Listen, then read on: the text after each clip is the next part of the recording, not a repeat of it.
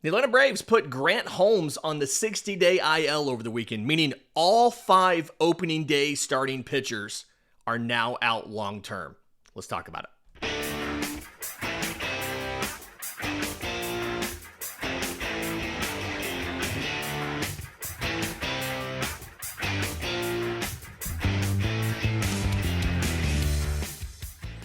Yes, welcome on in to Braves Today for Monday, July 28th. Your source of news, notes, and updates on your Atlanta Braves. I'm your host, Lindsay Crosby. You can follow me on social media at Crosby Baseball. You can follow the show on X, Braves_today. We have a Facebook page and an Instagram as well. And you can find all of my written work, bravestoday.com. That's the Braves Today Substack, as this is both a podcast and a newsletter. Braves are coming off a disastrous weekend in Texas against the Rangers. They get swept in the weekend series. Raisel Iglesias continues to be a problem. Games 1 and 3, they are out of them early, especially game 3. And there's really not much positive to talk about from those other than Michael Harris looking phenomenal over the weekend and the non-Raisel Iglesias relievers, specifically Dane Dunning, Dylan Lee, Pierce Johnson looking great on Saturday. We'll talk a little bit about that a little bit later, but what I want to focus on today is Grant Holmes left his start on Saturday with elbow tightness. He went on the injured list on Sunday morning. He was moved to the 60-day IL on Sunday night when the Braves traded for DFA'd starter Erick Fedde from the St. Louis Cardinals. So that is now all 5 opening day starters from the Atlanta Braves that are on the 60-day IL. Holmes' season is over. By the time he's eligible to come off the 60-day IL, there will be just a couple games left in the year. AJ Smith-Shawver is obviously not coming back. He had elbow surgery. There is still hope for Chris Sale, for Spencer Schwellenbach, for Ronaldo Lopez. We kind of discussed that some on Friday's live show, by the way. So if you want to hear about the option to bring them back or not bring them back, go check out our live show from last Friday. The Braves made a trade last night to bring in Erick Fedde from the Cardinals, and they've got a couple different options on how to replace Grant Holmes. And really, it's not just Grant Holmes, but it's how to fill the rotation spots for the rest of the season.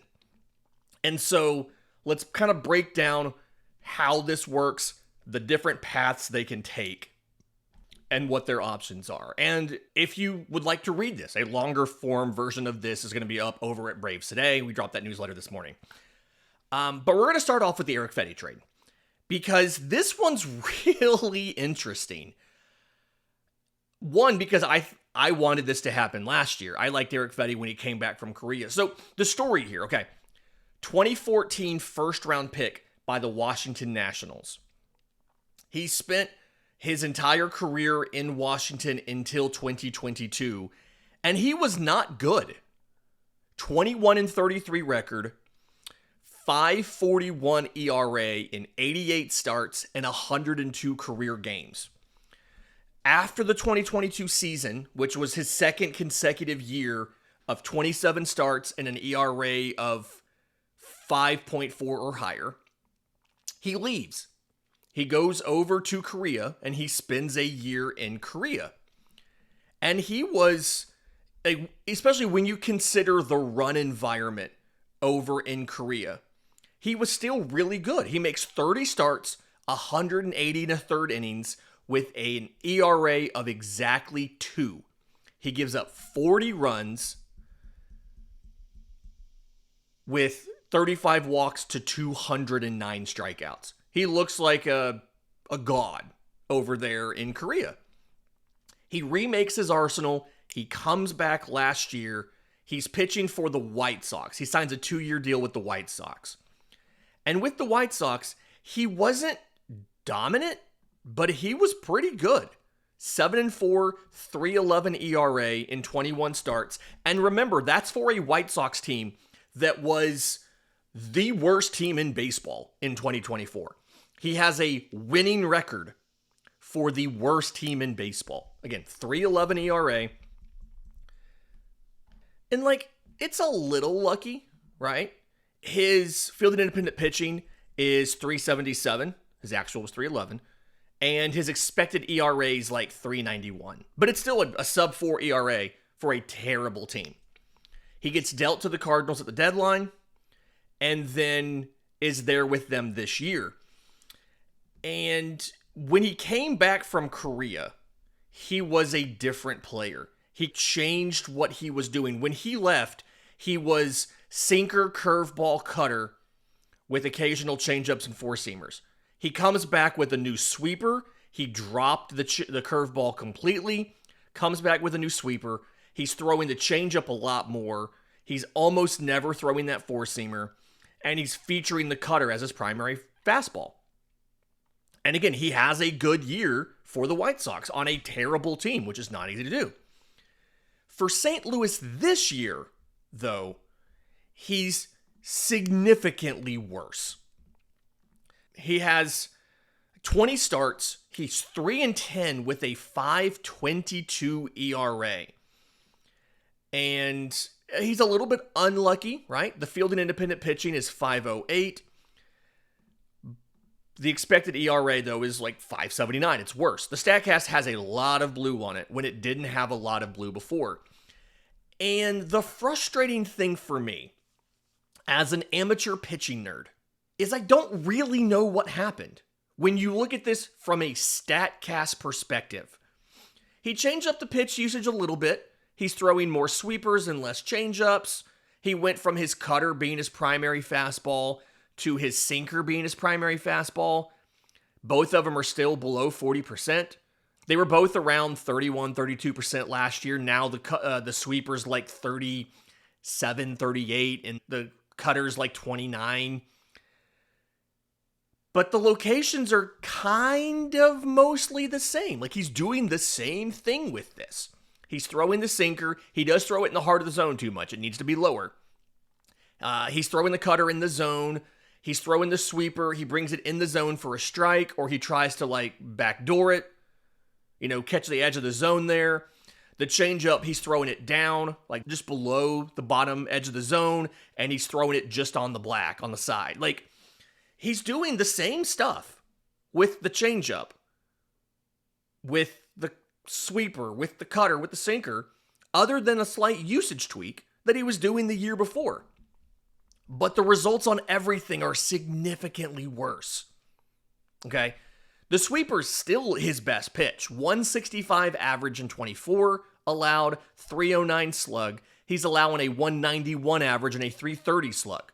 So still good enough results, right? But when you look at everything else, the sinker went from a 257 to a 286. The cutter went from a 262 to a 322. Like, the changeup went from a 364. It actually got better. It went to from a 228 to a 256. I looked at the wrong year there. Like, everything got worse, and other than a usage tweak, I don't really know what he did wrong. So my hope is that maybe Atlanta does, right? The folks, the analysts in Atlanta's baseball operations department, believe it or not, are smarter than me. Like, that's why they're there and I'm here. And so I'm willing to bet they have an idea of a tweak they can initially give Erick Fedde to make him better. Because he is going to make a start this week in Kansas City. The series starts tonight. Spencer Strider versus Rich Hill on Monday. Tuesday was a TBD, and we assumed it was going to be Hurston Waldrop. I've talked to a source. I have been told he is going to start for Gwinnett on Tuesday. Hurston Waldrop is. Erick Fedde is expected to make the start on Tuesday in Kansas City, his Braves debut. And then Joey Wentz versus a TBD on Wednesday in the day game for the finale against the Royals before Atlanta heads to take on the Reds for 3. With games 1 and 2 being in Cincinnati and game 3 being in Bristol Motor Speedway in the NASCAR track on Saturday. And I'm super sad that Grant Holmes won't be able to make that start. It felt like he was the best fit for that. Spencer Strider does line up, starting on Monday. Spencer Strider does line up to start that Saturday game. He is a native of Tennessee, so that is kind of nice for him to get to go home. But we're going to see what Erick Fedde does and what initial tweaks the Braves try to do with him. And I'm really going to be curious to see. This trade, by the way, was Erick Fedde and the majority of his 2025 salary coming from the Cardinals to the Braves for either cash considerations or a player to be named later. And again, cash considerations, we talked about this last week. $50,000 to $100,000 is the most it can be. The player to be named later, the way that typically works is the two teams agree on a short list of players at the time of the trade. 3 guys, 4 guys, 5 guys, whatever it might be. They agree on a list of players, and the Cardinals have a deadline to select which of those players they want, or they can just ask for the cash considerations, right? We don't always hear who that player to be named later was. And typically when you don't hear it, it's because they went with the cash considerations instead. The Braves comm staff will usually send us, and by us, the media who are on the mailing list, they'll usually send us a small note if the player to be named later is selected and who it is. So I'll look out for that, and obviously we'll report that as it comes across. But my guess would be, it's not going to be anybody incredibly valuable. Erick Fedde is a rental. They are paying all of his salary. And this is the same path I expect the Braves to take at the trade deadline. Here's Marcell Ozuna. Here's all of his salary, so we get a better return. Here's Raisel Iglesias. Here's also all of his salary, so we get a better return. Probably a thing the Braves are going to do. We'll do more trade deadline stuff a little bit later in the week. We may actually wait for Thursday's show until after the trade deadline. I haven't decided yet how I want to handle that on Thursday. If we want to wait for the trades to go through, do a post-trade deadline show, or if we just want to do our normal scheduled show on Thursday and talk about any trades on Friday, or do a bonus show. We'll see what happens there. I have to figure that out. Let me know if you have a preference, by the way, down in the comments down below. All right. In just a minute, let's get to the 2 different paths on how you could replace Grant Holmes, because I think there's distinct ways to manage this, and we'll do that next, right here on Braves Today. But first, today's episode is brought to you by our friends at Encase Cards, ncaseccards.com. Friends of mine, they do something really, really cool here. So what they do is, this is custom, I'm calling them trading cards, but it really works for things besides just like sports trading cards. I did these for my kids. Both my kids played youth sports. My son was playing baseball. My daughter was playing soccer. So I went to Encase Cards website, again, ncaseccards.com, uploaded their photo, and chose all kinds of templates, holographic effects, all that kind of stuff. Gave them all of the information, right? The positions my son played. He was a shortstop and a second baseman and a pitcher, because it's T-ball, right? The pitcher is just your best fielder on the thing, and my son was the best fielder, as he should have been. Different stats, hometown, all that kind of stuff. And then Encase Cards designed a front and back of the card with the holographic features and everything. They then slabbed it in a case that has a built-in stand in the back, so it can stand up on your dresser, your shelf, wherever it might be, and shipped it to me. It's a fantastic piece of memorabilia. It works for more than just sports. Fantasy sports, right? The winner of your league should get a card. The loser of your league should get a card. You want to do employee of the month, some sort of corporate event. Bachelorette parties, get all of your bridesmaids their own custom card as either as they get to the party, or take the photos there and give them to them later. There's tons of options for this. Go to ncasecards.com, ncaseccards.com, promo code #BravesToday, hashtag, I guess, pound, hashtag, same thing, Braves Today, gets you $5 off. Again, Encase Cards, ncaseccards.com, and thank you to our friends at Encase Cards for sponsoring Braves Today. Welcome back to Braves Today, Lindsay Crosby. And I wrote about this last night to drop this morning on the newsletter. There's a couple paths that Atlanta can take to replace Grant Holmes for the rest of the season and reinforce the rotation. And with the acquisition of Erick Fedde, it kind of feels like they've already started to pick a lane. And the big question is going to be, do they stay in this lane or do they do something different going forward? So the way I see it, your rotation was Spencer Strider, Bryce Elder, as much fun as that is, Joey Wentz, and 2 question marks. Erick Fedde is now one of those 2. You still have another spot in the rotation. And there's a couple, and if you want to send Bryce Elder down because you just can't handle him both being bad and not going deep into games and just overworking your bullpen, then you have 2 spots. There's 2 different ways to do this, okay? Option number 1, and the option that would preserve the most pitching depth, or the most depth in the organization, organizational depth here, is to use players on the existing 40-man roster. Okay? So Dane Dunning looked fantastic in relief over the weekend. The stuff looked really good. Yes, it was a revenge game against the Rangers, but still looked really good. You keep stretching him out as a 4th starter, just like they've been stretching out Joey Wentz as technically the number 3 behind Strider and Elder, but really Wentz is probably now your number 2 behind Spencer Strider, right? You keep stretching him out. So your short-term starters, you have Dane Dunning, you have Erick Fedde, and then as you move forward to get through the end of the season, you have other starting options in the minors, right? You have Davis Daniel, you have Nathan Wiles, you have Didier Fuentes, who looked really good over the weekend in a start for Gwinnett. And I want to say people are concerned about the ability of Dane Dunning to stretch out. He did make 11 starts for AAA Round Rock, 44 and 2/3 innings. So not quite five innings a start, but he has pitched to some length this year. He also had an ERA of under 3.5. So I do think they can stretch him back out and make him a starter. And the advantage of doing this, right? The advantage of prioritizing the guys who are already on the 40-man roster is you don't have to lose anybody. Atlanta's 40-man roster is completely full. They have 40 guys on this 40-man roster. You cannot create another spot because the only way to create a spot using an injured player is to move him from the 15-day IL to the 60-day IL. The only guy they could have done that for was Grant Holmes, and they did that last night to add Erick Fedde.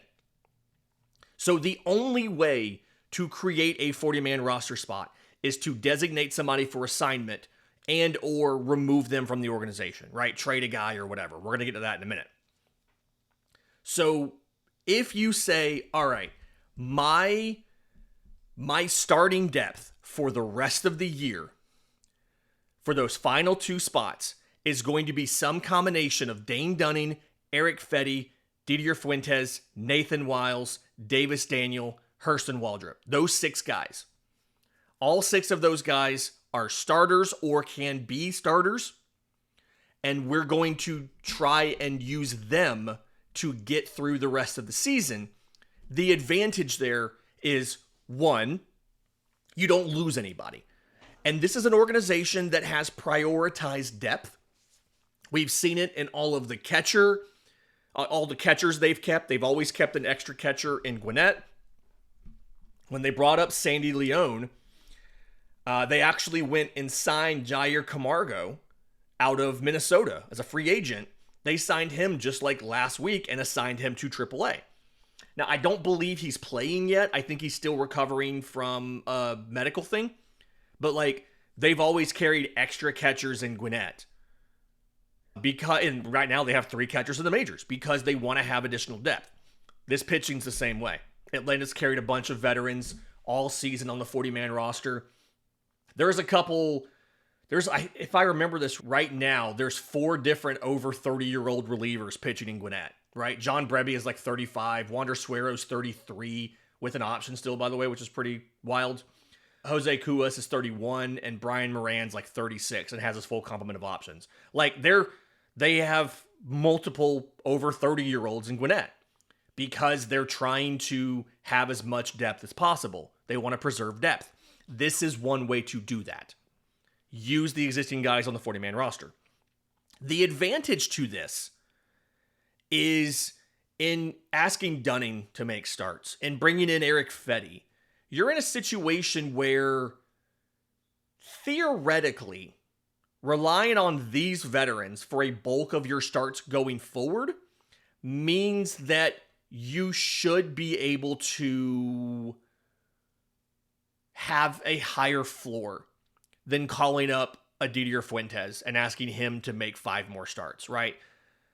Now, obviously, if you go with some of those younger guys on the 40-man roster, if you go with a Hurston Waldrop, if you go with a Davis Daniel, with a Fuentes, whatever, you don't really have that high floor anymore because they are a lot less experienced.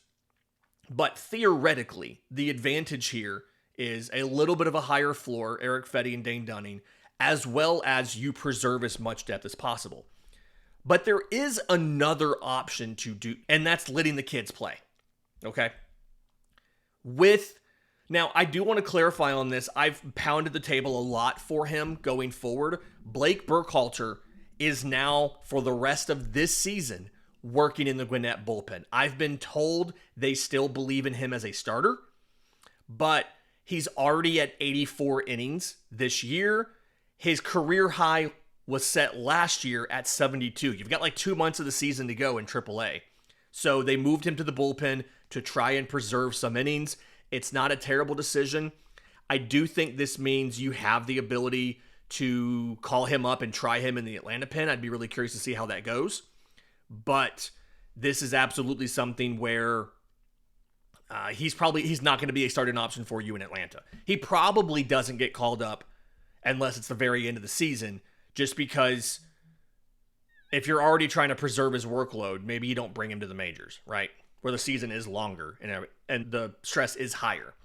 But you've got guys like J.R. Ritchie. You've got guys like Brett Sears. Again, you do have prospects like Fuentes and Waldrop and all of that. And so this is the other option, is let some of the kids play. Okay, J.R. Ritchie's looked fantastic. 2 starts for the Stripers, 1-0, 2.38 ERA, 11 2/3 innings, 8 strikeouts to 2 walks. I'm not saying they are going to call him up, but if they do, you get probably 6 to 8 weeks of starts out of him if they want to use him every 5th day for the rest of the season. They probably don't. They probably want to manage his innings a little bit.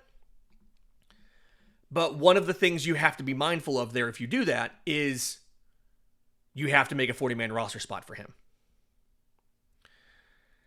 Brett Sears is a guy, I don't think we've ever discussed him on this show before, right? Started at Single A Augusta. He was at Nebraska last year. Atlanta took him in the 7th round in last year's draft. Pitched 104 innings in Nebraska. He's at 83 innings right now. So workload's not as big of a concern for Brett Sears as it is for J.R. Ritchie. And absolutely wild here. Sears started at Single A Augusta, and he's risen all the way to Triple A this year. 17 outings, 13 starts, 83 1/3 innings, 3.67 ERA. Now, the thing that I'm concerned about is if they decide to use him, is I don't know if his stuff is good enough to be successful at the major league level immediately. Okay? Reminds me a lot of Alan Winans from the perspective of he averages 89.5 miles an hour in his 2 starts for Gwinnett on StatCast on his fastball. Now, he does have a changeup, a slider, a curveball, a cutter. It's a kitchen sink profile. His locations are pretty good. They're going to have to be immaculate to survive with a 90-mile-an-hour fastball in the majors. Okay? We've seen guys do it. Bryce Elder did it the first half of 2023. We've seen guys not do it. Alan Winans, outside of a couple starts here and there, has not looked like a major leaguer and is now on like his 3rd different organization since Atlanta got rid of him. Second actually. He's on his 3rd organization in the majors. Atlanta moved on from him. Anyway, you have options to let the kids play, right? You can call up J.R. Ritchie. You can call up Brett Sears. You have other guys on who are not on the 40-man option, right? Ian Meha is another pitcher who's been really good in the minors, who's in AAA, and he threw like 90 innings in AA, and he's thrown a couple in AAA so far. You can ask him to come up. He's a 25-year-old. You can ask him to come up and give him a start in the majors if you want to. Heck, I don't think they should do this, but Ian Anderson's out there. They could absolutely put Ian Anderson on the 40-man roster and let him make a start if they want to. I don't think it's a great idea. I think Ian Anderson's still having way too many walks, but they could try it. Jackson Stevens is a reliever that's been making starts for the Braves in Gwinnett. Giancarlos Lara is a reliever that has shot through the system because he's throwing 100 miles an hour. He's made a couple spot starts for Gwinnett where he went, he like two of them where he went 3 innings. So like you could maybe do something like that. Okay. Now, again, the downside here is every single one of those guys is not on the 40-man roster. So every time you want to bring one of them up, you have to get rid of somebody. And there's a couple options of guys who are maybe in AAA that you don't necessarily mind losing, right? At this point, Jarred Kelenic's a non-tender candidate at the end of the season. He's not going to get anything in a trade, okay? He's not. He's going to be out of options after this year as well. So it's very likely he gets non-tendered this offseason anyway. They could just cut bait with him and make a 40-man spot there. Not very many ways to do it, but you could absolutely do it. There is a third path, though. A third way that they can make this work that kind of meshes these two. We'll break that down next, right here on Braves Today. Final segment of Braves Today, Lindsay Crosby. I kind of want to, there's a way to split the difference on these two approaches, right? Approach one is only guys on the 40-man roster. Guys who we can move up and down at will, where we don't necessarily need to sacrifice anybody in the organization to get them in the majors, okay? Path 2 is let the kids play. I do think you can split the difference a little bit here by using the trade deadline, okay? Like, we all assume Marcell Ozuna and Raisel Iglesias are going to move, right? And if nobody wants Ozuna, which I'm still convinced you will find somebody, it might be an Erick Fedde type trade. You may send Ozuna and cover all of his money and get a player to be named later or cash considerations in return. In that case, you're paying to clear the roster spot, which I think is smart. I would like to see for 2 months, what does it look like when Atlanta does not have a locked-in DH? Can you rest Ronald Acuna Jr., give him a half day? Jurickson Profar, would a half day do him well? How do the two catchers look getting almost everyday playtime? I'd like to see that. But you could trade Pierce Johnson. You could trade Aaron Bummer. We talked about that last week. There's a lot of other options you could do if you want to clear space. Again, maybe you offer as a throw-in, you say, hey, do you guys want to fix Jarred Kelenic? Or a chance to try and fix Jarred Kelenic. Maybe you do that. Yeah, you could just DFA him. Somebody would sign him when his cost is the league minimum and they don't have to put him on the 40-man roster. Somebody might sign him. I don't know if they would take him as is with a salary over $1 million and 3 years of arbitration ahead of him. But maybe we do that. Maybe Nacho Alvarez gets moved. Snit talked about this the other day, that they kind of think his best path is as a utility player, which tells me, yes, I know they have guys in those positions at second and at third, but it also tells me they don't think he's good enough to beat any of those guys out. He hasn't shown the ability to hit in the majors yet. He can't really play shortstop that well. He's not fast enough in my mind to go and play in the outfield that much. And so they're trying to hype him up as a utility guy. He's made a couple starts for Gwinnett at second base, but maybe you offer him a deal. He is in the prospect apparatus. He is rated as a top 5 prospect in this system, which is really kind of an indictment of this system more so than anything else. But maybe they offer to move him to clear a 40-man spot. There's more things here. Maybe they decide to DFA Luke Williams and they call up Jonathan Ornelas out of Gwinnett, who they grabbed his contract in May from Texas. He's got one option year. I think he's in his final option year. So maybe they call him up and they get rid of Luke Williams. That creates a 40-man spot if you DFA Luke Williams. Maybe they offer Eli White in a trade to a contender. And they call up Carlos Rodriguez to take his spot on the roster. You could theoretically use the deadline. If you move Ozuna, Iglesias, Johnson, Bummer, and then 2 of those players that I mentioned in that thing, Kelenic, Alvarez, White, Williams, you could create 6 40-man spots. Maybe that's the path they go. Atlanta's aggressive, and that doesn't even count 40-man guys in Gwinnett, right? That doesn't even count maybe Wander Suero. Maybe he gets DFA'd or offered to somebody for cash considerations, right? There's a lot of different paths here for Atlanta to clear a bunch of spots. And then once you've cleared a bunch of spots, some of them probably go to your returns, because I imagine any return Atlanta gets in these deals, if they get players, they're going to want somebody who's close to the majors because they intend to compete next year. But then you have room to add in these prospects. You have room to give J.R. Ritchie a 40-man spot. You have room to give Hayden Harris a 40-man spot. You have room to give Blake Burkhalter a 40-man spot. Giancarlos Lara a 40-man spot. Because here's the thing. Outside of Ritchie, all those guys I just named are Rule 5 eligible this winter. So they need a 40-man spot by the end of the year anyway. And what really sucks right now is you're going to have to make some tough decisions this offseason, because you have to take those 5 pitchers, really it's 6 when you count Jimenez, those 5 starters and Jimenez, you have to take all of them off the 60-day IL and put them back on the 40-man after the season. So Atlanta's going to have to clear out 40-man spots. We know Rafael Montero is going to be gone, right? We know that Ozuna is going to be gone. We know Iglesias is going to be gone. That's 3. But you've got 6 injured guys you have to make spots for. Never mind all those Rule 5 eligibles. Your Burkhalter, your Ian Meja, your Hayden Harris.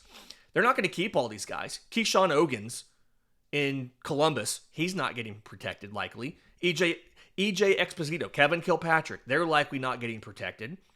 Landon Harper, he's in the bullpen. I believe he's in the bullpen now. He's likely not getting protected. I didn't realize this until I was looking at this just the other day. And Boris Tavares, one of your first international signings when all of the restrictions ended. He's Rule 5 eligible this offseason. He was a 2021 international free agent back in January that year. He's not getting protected. He struck out a ton in high A this year after repeating the level. He's hitting like 220. He's not getting protected. But the point is, you've got a whole handful of guys that you have to make decisions on. And you're going to have to be aggressive at clearing spots. I do think the trade deadline, if Atlanta either wants to package additional guys in trades or just get ruthless and launch some guys out of here, I do think you have the ability to create 6 spots. Maybe it's even more. And some of those might go to returning players. Chris Sale might get one of those spots in early August. Because word is he's trying to come back in early to mid-August. We don't know for a fact when he'll be back. The word is early to mid-August. It's possible that, you want to give some prospect spots. Again, you want to see J.R. Ritchie up. You don't have to get J.R. Ritchie up. He's not Rule 5 eligible this winter. And you have time after the season ends to officially go ahead and decide who's going to be on your 40-man roster. The protection deadline is a little bit later. It's not right when the season ends. They have time. But I'm saying they could use the trade deadline, or they could do a package trade at the end of the year like they did with Aaron Bummer after, I think it was in 23? Where they made the Aaron Bummer deal. They sent 5 40-man guys to the White Sox for Aaron Bummer. They cleared like 3 or 4 spots with that deal. The point is, you're going to see a bunch of guys move out this winter, because compared to a lot of seasons, like if I'm looking at this right now, I'm protecting Burkhalter, I'm protecting Lara. Meja's probably getting protected. If nothing else, they probably feel like he can give you innings. Hayden Harris feels like he's going to get protected. He's been pretty good in Gwinnett.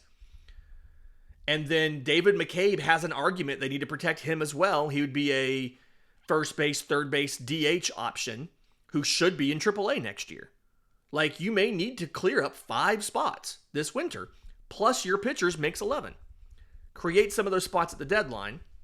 That gives you the ability to give some of these guys some appearances, some spot starts, and then you can do the rest of the clearing in the offseason.